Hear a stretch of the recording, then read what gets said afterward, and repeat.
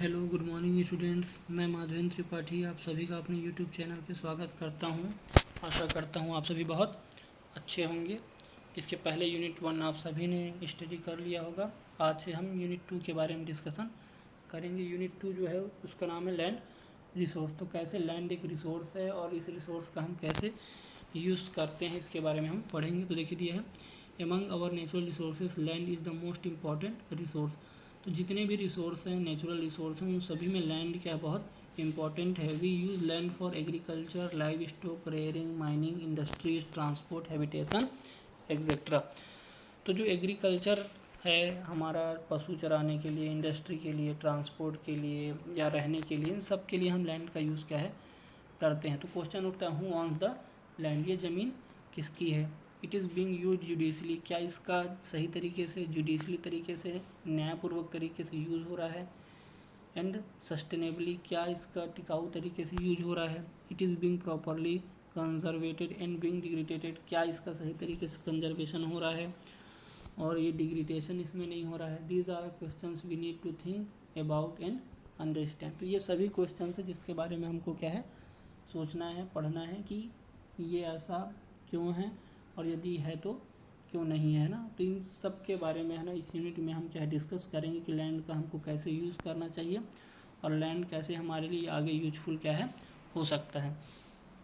देखिए land use in India, every country और province use its land in a different veg.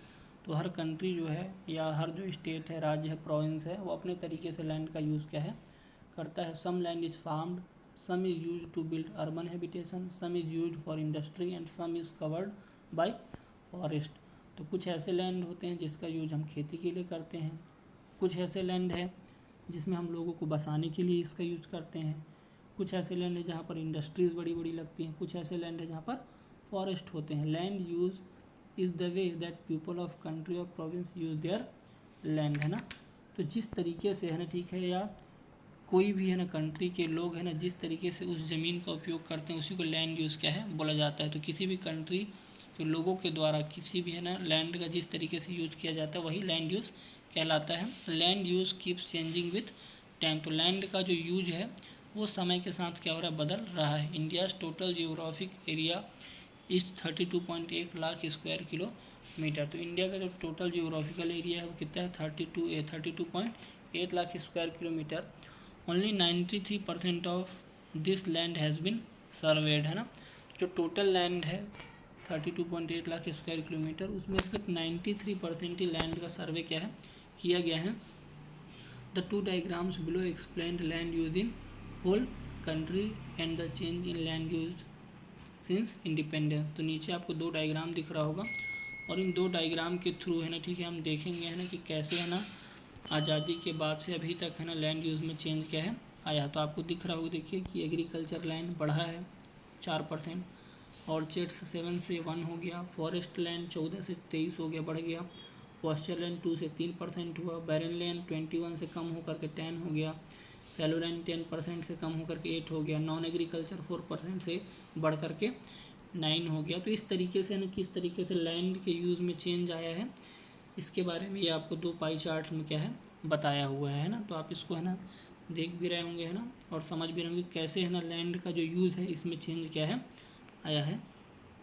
अब आगे हम इन्हीं ये जो लैंड आपके है ना पाई चार्ट में दिए हैं इसी में जो डिफरेंट लैंड है उसके बारे में डिस्कशन करेंगे कि इसमें जो लैंड है इसका कैसे यूज़ हो रहा है और कैसे और तरीके से हम इसका यूज़ क्या है कर सकते हैं। तो पहला देखिए फॉरेस्ट लैंड के बारे में दिया हुआ है, land with abundant vegetation is called a forest, है ना।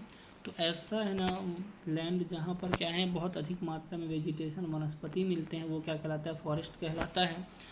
Forest are a source of fuel wood timber roots and turfs. तो जो फॉरेस्ट है वहाँ पर हमको जलाऊ लकड़ियाँ मिलती हैं, बहुत सारे है ना, ठीक है, मेडिसिन्स हो गए, पशुओं को खिलाने के लिए चारा हो गया, है ना, बहुत सारे है ना रूट्स हो गए, है ना। तो ये सभी चीज़ें क्या है फॉरेस्ट से हमको मिलती हैं। In the last 60 years India's forest land increase. तो लास्ट यदि 60 ईयर की बात करें तो उसमें इंडिया का जो फॉरेस्ट लैंड है वो क्या हो रहा है, इंक्रीज़ क्या है हो रहा है, फ्रॉम 14% टू 23%। तो 14% से बढ़ कर कितना हो गया है 23%। But this increase continued only up to 1970 on. लेकिन ये जो इंक्रीज़ है ये 1970-71 तक ही बढ़ा। Since then the area under forest has remained more और लेस कांस्टेंट। लेकिन उसके बाद 70-71 के बाद यदि हम आप देखें कि जो फॉरेस्ट लैंड है वो लगभग सेम ही है, 1-2% का ही इंक्रीज़ और डिक्रीज़ क्या है देखने को मिलता है। तो जो ज़्यादा बढ़ा वो 70-71 तक ही क्या है बढ़ा, उसके बाद लगभग ये सेम ही रहा। आगे दिया है when we use the term forest land we need to remember that the term refers to land that should be used as forest। तो जब भी हम यहाँ पर फॉरेस्ट लैंड के बारे में बोलते हैं ये फॉरेस्ट लैंड है ना, तो हमको ये याद रखना होगा कि ज़रूरी नहीं होगा है ना कि यहाँ पर सभी क्या फॉरेस्ट। देखिए आगे लिखा but this does not mean that all these lands has standing forest. जब भी हम फॉरेस्ट लैंड की बात करें तो ज़रूरी नहीं है कि सभी जो भूमि में वन है वो क्या है फॉरेस्ट लैंड में ही आते हैं, है ना। For example in 2010 forest land टोटल्ड 23% but the land actually under forest cover टोटल्ड only 19.05%। तो 2010 में जो टोटल फॉरेस्ट लैंड था वो 23% था, लेकिन एक्चुअल में जो लैंड कवर था वो कितना था, सिर्फ 19.05% ही था, है ना। The government undertake afforestation on forest land that does not have standing forest at present. तो जो गवर्नमेंट है वो इसमें क्या कर रही है, अफॉरेस्टेशन को बढ़ा रही है कि ऐसे लैंड जहाँ पर अफॉरेस्टेशन बहुत कम है, जहाँ पर क्या है पौधे बहुत कम लगे हैं, वहाँ पर ये क्या कर रहे हैं पौधों को लगा रहे हैं और उसको फॉरेस्ट के रूप में क्या कर रहे हैं, है ना, फिर से है ना, या फॉरेस्ट के रूप में उसको डिस्कवर कर रहे हैं, फॉरेस्ट के रूप में क्या कर रहे हैं बढ़ा रहे हैं, या फॉरेस्ट कवर को इंक्रीज़ क्या है कर रहे हैं। तो जो आपको 23% और 19.05% है, इसमें डिफरेंस यही है। आप थोड़ा सा इसको देख लें कि फॉरेस्ट में सिर्फ वनों की भूमि आती है ना, तो ये जो है ये फॉरेस्ट लैंड है 19.05, लेकिन ये जो 23% है इसमें फॉरेस्ट कवर के साथ है ना जो पेड़ पौधे हैं उसको भी क्या है शामिल क्या है किया जाता है वन। तो ये जो 23% है इसमें आपको वन भी मिलेंगे प्लस वृक्ष भी मिलेंगे, है ना। तो वन के साथ वृक्ष भी आता है, लेकिन इसमें सिर्फ फॉरेस्ट ही क्या है आता है। तो ये दोनों में क्या है डिफरेंस है। आगे देखिए दिया हुआ है forest provide us with produce like timber but the value of forest is much more than produce they provided, है ना। तो वनों से हमको टिम्बर लकड़ियाँ तो मिलती ही हैं, लेकिन इसका वैल्यू इससे भी कहीं ज़्यादा है ना। तो क्यों ज़्यादा है, तो देखिए लिया है plants observe carbon dioxide from atmosphere and release oxygen during photosynthesis. तो जो प्रकाश संश्लेषण की क्रिया है, फोटोसिंथेसिस की जो क्रिया है, उसमें प्लांट क्या करते हैं कार्बन डाइऑक्साइड ऑब्जर्व करते हैं एटमॉस्फेयर से और ऑक्सीजन क्या करते हैं रिलीज क्या है करते हैं। This process help to maintain the carbon dioxide content of the atmosphere, है ना। और इस तरीके से है ना ठीक है जो कार्बन डाइऑक्साइड है वो हमारे एटमॉस्फेयर में क्या होता है ना ठीक है प्रेजेंट क्या है रहता है इस प्रोसेस के through. It also replaces the oxygen content that is essential for human and animal representation, है ना। इसके अलावा है ना जो ऑक्सीजन कंटेंट है ना इसके थ्रू जो ह्यूमन्स है जो एनिमल्स है ना इनके श्वसन की क्रिया रिप्रेजेंटेशन की क्रिया क्या है होती है। तो जो पेड़ पौधे हैं ना उससे कार्बन डाइऑक्साइड और ऑक्सीजन है ना दोनों हमारे है ना एटमॉस्फेयर में हमको मिल जाता है। तो वही बता रहा है कि कार्बन डाइऑक्साइड भी हमारे एटमॉस्फेयर में क्या है रहता है।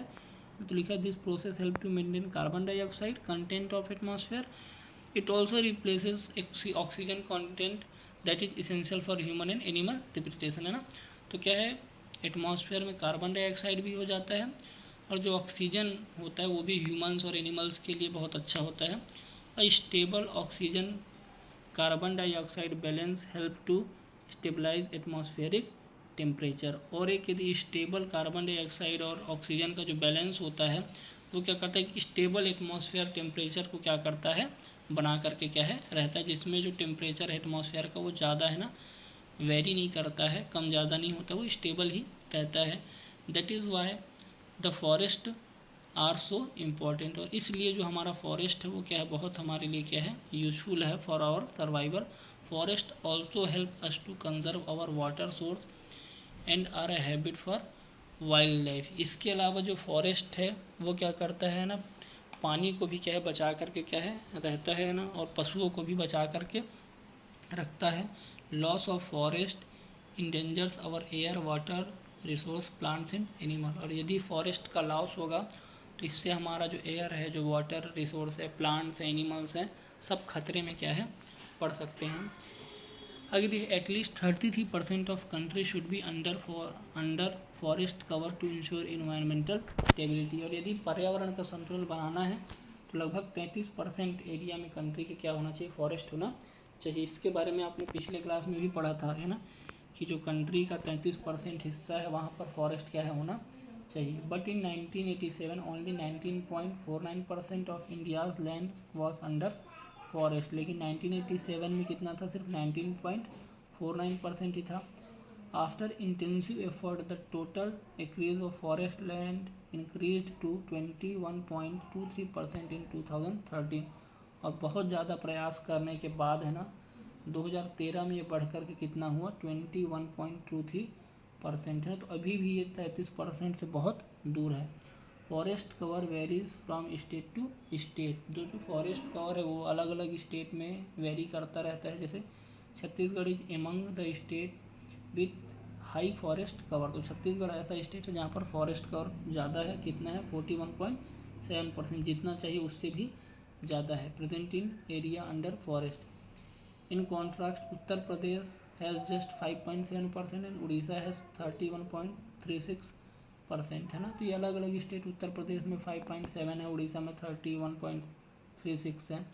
अगर the north eastern state such as Nagaland, Manipur, Mizoram, Meghalaya etcetera have the maximum forest cover rearing from 70% to 83%, और जो भी स्टेट क्या नॉर्थ ईस्ट स्टेट हैं, उत्तर पूर्वी जो भारत के स्टेट हैं, वहाँ पर ये 70 से 83% के बीच में आपको देखने को क्या है मिलेगा, है ना।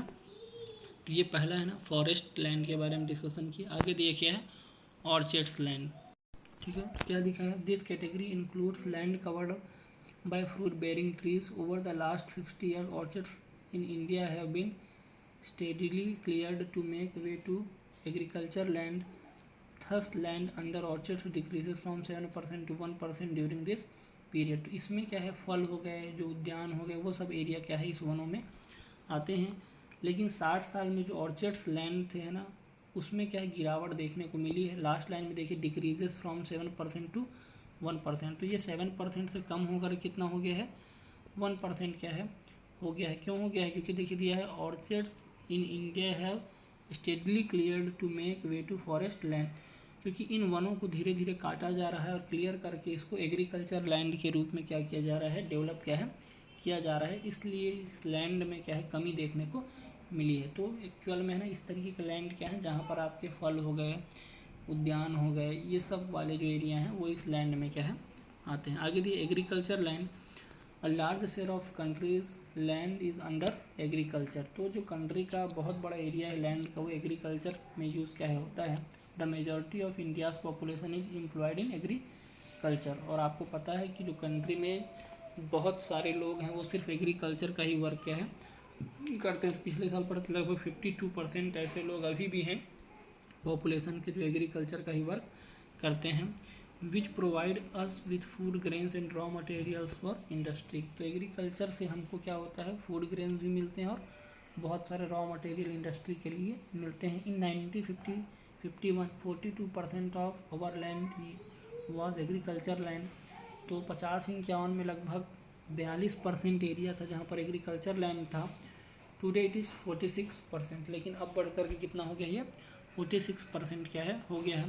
The area under agriculture has been more और लेस स्टेबल सिंस 1970, तो वही बता रहा है कि 1970 के बाद से है ना जो एग्रीकल्चर का लैंड है वो भी लगभग क्या है स्टेबल है ना, कोई ज़्यादा चेंज इसमें हुआ नहीं है। Due to the expansion of irrigation 2 and sometimes 3 crops are cultivated on a same land, है ना।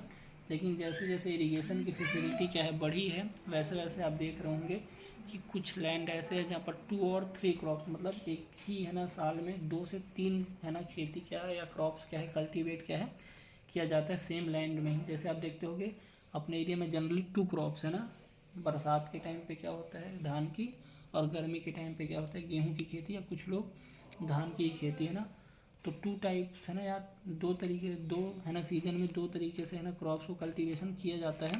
लेकिन कुछ ऐसे भी एरिया हैं जहाँ पर 3 क्रॉप्स को एक साल में कल्टीवेट क्या है किया जाता है, सेम लैंड में ही है ना। अगर ये but only 38.75% of our agriculture land is irrigated and can be multi cropped है ना। लेकिन जो सिर्फ 38.7% ही जो एग्रीकल्चर लैंड है जहाँ पर इरीगेशन की फैसिलिटी है, और इसीलिए वहाँ पर सिर्फ उतने ही एरिया में आपको मल्टीपल क्रॉप्ड है ना क्या है देखने को, जहाँ पर एक सीजन में ही है ना, या एक ही ज़मीन के ऊपर है ना, एक ही है ना सीजन में एक से ज़्यादा, या एक साल में है ना एक से ज़्यादा फसलें देखने को मिलती हैं। तो फसल कहाँ पे मिलेंगी, तो जहाँ पर क्या है इरिगेशन की फैसिलिटी होगी। तो वही बोल रहा है कि सिर्फ 38.75% ही एरिया है जहाँ पर इरिगेशन की फैसिलिटी है, और वहाँ पर एक साल में आपको एक से अधिक बार है ना क्या है खेती देखने को मिलेगी। जैसे आप अपने एरिया में भी देखते होंगे, बरसात में तो सब खेती करते हैं, लेकिन गर्मी में बहुत सारे लोग खेती नहीं भी करते हैं, क्योंकि उनके पास पानी की फैसिलिटी, इरिगेशन की फैसिलिटी नहीं होती है, तो वो सिर्फ एक ही करते हैं। लेकिन आजकल अब धीरे धीरे क्या हो रहा है, इसमें इम्प्रूवमेंट हो रहा है, तो साल भर में एक ही है ना ज़मीन के ऊपर 2 खेतियाँ क्या है इस एरिया में मिल रही हैं। और जहाँ पर बहुत ज़्यादा फैसिलिटी होती है वहाँ पर एक साल में 3 बार है ना, बरसात में, ठंड में और गर्मी में, तीनों सीजन में आपको खेती देखने को मिलेगी। आगे देखिए दिया है non agricultural land. This includes all land that can not be use for agriculture और is use for non agricultural process है ना। इसमें क्या है, वे सभी लैंड आते हैं जहाँ पर एग्रीकल्चर क्या है नहीं किया जाता है। तो लिखा हुआ है this includes all land that can not be use for agriculture और is use for non agricultural process. तो जहाँ पर खेती नहीं की जाती है, या फिर ऐसी ज़मीन है ना ठीक है जहाँ पर है ना किसी भी या खेती का काम बिल्कुल भी नहीं किया जाता, उन सभी को इसमें हम शामिल करते हैं। It includes snow capped mountain, sand dunes, house, shop, industry, road, railway, market, playground, river, dam etcetera. तो वही सब जितनी भी है ना, जैसे जहाँ पर क्या है बर्फ़ जमा हुआ माउंटेन हो गया, रेतीली है ना ज़मीन हो गई, घर हो गया, आपका दुकान हो गया, रेलवे ट्रैक, मार्केट, प्लेग्राउंड और रोड, ये सब इसमें क्या है आ जाएंगे। आगे भी है industrialisation, urbanisation and the growth of transport has increased land use under this category from 4% in 1950-61 to 9% in 2010-11। तो इंडस्ट्रियलाइजेशन के कारण, इंडस्ट्री बढ़ने के कारण, शहरीकरण, अर्बनाइजेशन होने के कारण और ट्रांसपोर्ट की फैसिलिटी इंक्रीज़ होने के कारण इस कैटेगरी में लैंड क्या है बढ़ा है। क्योंकि यदि आपको ट्रांसपोर्ट करना है तो रोड बनानी पड़ेगी, अब रोड बनाना है तो लैंड का यूज़ करना पड़ेगा है ना। इंडस्ट्री बनानी है तो भी लैंड का यूज़ करना पड़ेगा। अर्बनाइजेशन, शहरीकरण करना है तो आपको घर बनाने के लिए भी लैंड चाहिए। तो वही बता रहे हैं कि इन तीनों के कारण है ना क्या हुआ है, 1985 से 61 के बीच में जो ये 4% था, ये 2010-11 में बढ़कर कितना 9% क्या है हो चुका है। Today there is growing demand to acquire agriculture land for industrialization and urban development। और इस समय बहुत ज़्यादा डिमांड है ना कि जो एग्रीकल्चर लैंड है इसका किस तरीके से है ना ठीक है इंडस्ट्रियलाइजेशन या अर्बन डेवलपमेंट के लिए यूज़ क्या है किया जाए है ना। What type of land should be acquired for such purpose है ना। तो ये क्वेश्चन है कि इस तरीके के यूज़ के लिए हमको किस तरीके के लैंड को है ना क्या करना चाहिए, देना चाहिए, या किस तरीके के लैंड को ये क्या एक्वायर करें, या किस तरीके के लैंड को ये लें, इस तरीके का एक क्वेश्चन भी है। क्योंकि यदि एग्रीकल्चर लैंड लेंगे तो फिर दिक्कत हो जाएगी। तो ये बोल रहा है कि एक क्वेश्चन है कि किस तरीके का लैंड हमको नॉन एग्रीकल्चर के लिए यूज़ क्या है करना चाहिए, जिससे इंडस्ट्रियलाइजेशन, अर्बनाइजेशन और डेवलपमेंट क्या है हो सके। आगे what is the right compensation for such acquisition है ना। और इसके लिए क्या है ना सही मुआवजा होगा है ना, कि जो ज़मीनें ले रही है गवर्नमेंट है ना, एक्विजिशन कर रही है, अधिग्रहण कर रही है, ले रही है, उसके लिए सही कंपनसेशन क्या होगा। These questions are a matter for national debate. और ये पूरे देश में है ना डिबेट का एक क्या है विषय है। If fertile multi crop land is acquired there is bond to be a negative impact on food grain production and the country's food security. तो यदि गवर्नमेंट क्या करे, फर्टाइल लैंड को ले ले जहाँ पर मल्टीपल क्रॉप्स होते हैं, उस लैंड को एक्वायर कर ले, तो इसका निगेटिव इम्पैक्ट, इसका बुरा प्रभाव हमको देखने को मिलेगा कि जो हमारा फूड ग्रेन प्रोडक्शन है वो भी कम हो जाएंगे, और कंट्री में जो फूड सिक्योरिटी है ना वो भी बहुत कम हो जाएगी। It is therefore important to acquire only less fertile and less fertile land for non agriculture uses, है ना। तो जो नॉन एग्रीकल्चर यूजेस है उसके लिए हमको ऐसे लैंड को एक्वायर करना चाहिए, लेना चाहिए जो बहुत कम फर्टाइल, लेस फर्टाइल हो। How much compensation should be farmers to be paid for land acquired from them, और कितना पैसा, कितना कंपनसेशन, कितना मुआवजा फार्मर को दिया जाए जो लैंड उनसे लिया जा रहा है। This question is also a matter to a national debate, ये भी क्वेश्चन का विषय है कि अब उनसे आप ज़मीन ले रहे हैं तो कितना पैसा उनको दे रहे हैं। Changing land use make acquire land many times more expensive. तो जब क्या किया जाता है, लैंड को है ना एक्वायर करके अलग तरीके से इसका यूज किया जाता है तो इसका वैल्यू क्या होता है, बढ़ जाता है। But farmer are compensated only on the basis of agriculture land prices, लेकिन जो फार्मर है उसको सिर्फ वही पैसा मिलता है जो एग्रीकल्चर लैंड का पैसा होता है। लेकिन होता क्या है, उस लैंड का यूज़ आगे जा कर के बहुत ज़्यादा हो जाता है और उसका वैल्यू भी बहुत बढ़ता है। लेकिन जो फार्मर है उसको सिर्फ वही पैसा मिलता है जो एग्रीकल्चर का उस समय का प्राइस क्या है होता है। They thus do not benefited from the enhance value of land, और उसको उस जो ज़मीन है उसके बढ़ी हुई कीमतों का जो फ़ायदा है वो नहीं मिल पाता है ना। तो कुल मिला के इसको यदि हम पढ़ें तो ये समझ में आता है कि हमको ऐसे लैंड का, नॉन एग्रीकल्चर के लिए हमको ऐसे लैंड का यूज़ करना चाहिए जो कम क्या हो, फर्टाइल हो, है ना। अगला दिया है फैलो लैंड, है ना। फैलो लैंड को हिंदी में है ना प्रतिभूमि बोलते हैं। तो क्या होता है प्रतिभूमि, है ना, देखिए दिया है farmer often leave their less fertile land fallow so that the land can recoup its fertility. तो जो फार्मर होता है, जब किसी लैंड का फर्टिलिटी क्या होता है, कम हो जाता है, तो वो कुछ टाइम के लिए लैंड को छोड़ देता है जिससे वो क्या करे, फिर से अपनी फर्टिलिटी को क्या कर ले, बढ़ा ले। तो ये लिखा हुआ है land can recoup its fertility, है ना, जिससे जो लैंड है वो अपनी फर्टिलिटी को फिर से क्या है, बढ़ा ले। Fallow land can B divided into a 2 category. तो जो फैलो लैंड है इसको हम 2 पार्ट्स में क्या कर सकते हैं, डिवाइड कर सकते हैं। पहला है current fallow and old fallow, है ना। तो करेंट फैलो और old fallow. Current fallow is land that has been left cultivated for 1 year. तो करेंट फैलो में क्या आता है, ऐसे लैंड जिनको 1 साल के लिए छोड़ा जाता है और फिर से उसमें खेती क्या है, की जाती है। This is usually done to so that the soil can accumulate humus which improves land fertility. और ये इसलिए किया जाता है जिससे जो सॉइल है वो क्या करे, ह्यूमस, है ना, या जीव जंतुओं को अपने लैंड में एक्वायर कर ले और लैंड की फर्टिलिटी क्या कर ले, इम्प्रूव कर ले। तो ये जो लैंड है ये क्या कहलाता है, करेंट फैलो, है ना। Old fallow includes land that has been left uncultivated for more than 1 year. तो 1 से ज़्यादा साल के लिए जिसको छोड़ देते हैं वो क्या है, old fallow. If old fallow is not brought under plough it is counted as a barren land. और यदि ओल्ड फैलो को, है ना, क्या है, इसमें खेती नहीं किया गया या इसमें खेती 1-2 साल या कंटिन्यू यदि छोड़ दिया गया तो ये फिर क्या हो जाता है, बैरन लैंड में ही क्या हो जाता है, कन्वर्ट क्या है, हो जाता है। About 8% of India's land is fallow. और लगभग 8% जो इंडिया का लैंड है वो क्या है, फैलो लैंड। आगे दिया barren land. This includes 2 types of land. One is land with minimal possibilities for agriculture. This includes Rocky, हिली लैंड, रिवरनेस एक्सेट्रा। ठीक है, तो बैरन लैंड में 2 टाइप के हैं। तो पहला क्या बता रहा है, दिस इंक्लूड्स रॉकी, हिली लैंड, रेवेनस एक्सेट्रा। तो ऐसे लैंड जहाँ पर बिल्कुल भी संभावना नहीं है ना। One is land with minimal possibility for agriculture, जिसमें बिल्कुल भी संभावना नहीं है, बहुत कम, जैसे जो पहाड़ी एरिया हो गया, हिली एरिया हो गया, जहाँ पर, है ना, बहुत ज़्यादा रेतीले एरिया हो गए, तो वो सब एरिया एक होता है। दूसरा क्या है, the other is land that can be improved through soil and moisture conservation work for forestry and agriculture.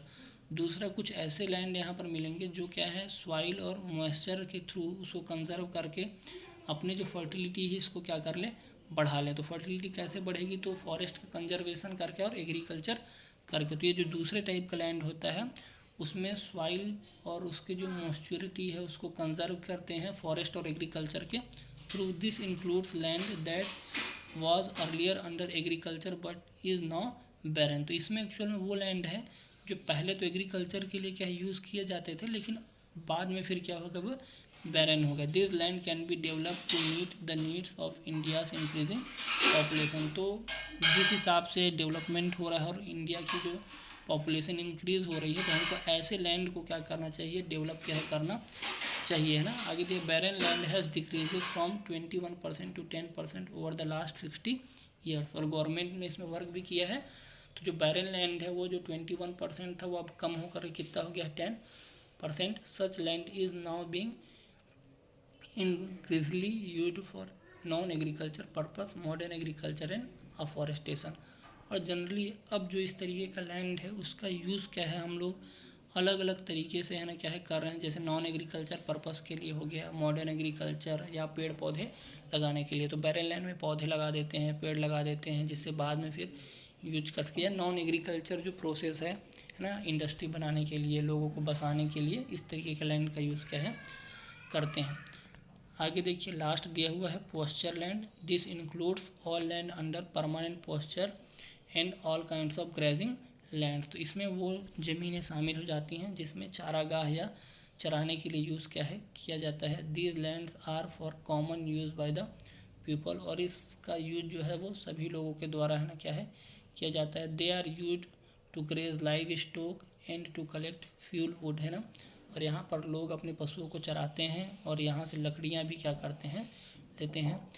The area under pasture in India increase between 1950-51 and 1970-71 but then decreases over the past 40 years. तो वही है, इसमें भी ये 50 से 51 के बीच में से जब आगे बढ़े तो 1970-71 तक में ये क्या हुआ है ना ठीक है बढ़ा, लेकिन बाद में है ना ये धीरे धीरे क्या होने लग गए डिक्रीज होने लगे। The decline in pasture land effect the poorest people the most because live stock rearing and agriculture are the main source of income. तो इसके डिक्लाइन होने से जो बहुत गरीब लोग हैं उनको बहुत इसका इफेक्ट पड़ा, क्योंकि उनका काम ही था कि वो पशुपालन करते थे और एग्रीकल्चर क्या है करते थे, और उनके सोर्स का जो मेन तरीका था वो भी यही था। तो जो सबसे ज़्यादा है ना इसका बुरा प्रभाव पड़ा है वो उन्हीं गरीब लोगों को ऊपर पड़ा है।